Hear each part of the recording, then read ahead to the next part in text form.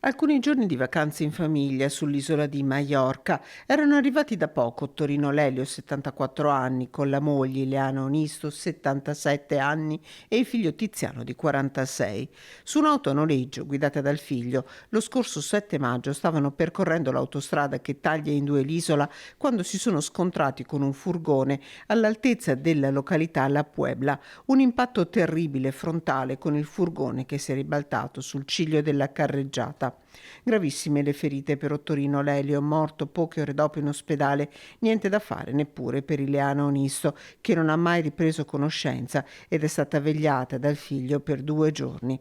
Ricoverato e subito dimesso il figlio della coppia, che è stato raggiunto in Spagna da un familiare. Sull'incidente le autorità spagnole hanno aperto un'indagine condotta dalla polizia locale. Illeso il conducente del furgone, una persona del posto. Una notizia arrivata come un fulmine a ciel sereno poche ore fa nel Bassanese. Ottorino Lelio faceva parte di una famiglia di attori teatrali ed era nato a Forlì. Una passione, quella per il teatro, condivisa con i fratelli che hanno compagnie nel Bassanese e con la moglie con cui faceva parte della compagnia dell'Aquilone.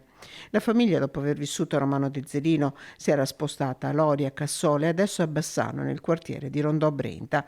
Un attore di grande talento, il ricordo di Roberto Popi Frison. Ne rimasi affascinato fin dalla prima volta, che fu in occasione dell'inaugurazione del restauro della Torre Zelina qui a Romano, e rimasi colpito dalla sua presenza scenica, dalla sua capacità di interpretare quello che aveva imparato a memoria in quel momento, che erano le famose parole di Jacopo Vittorelli dedicate al fantasma di Ezzelino. Poi aveva questo sorriso che conquistava ed era una persona solare.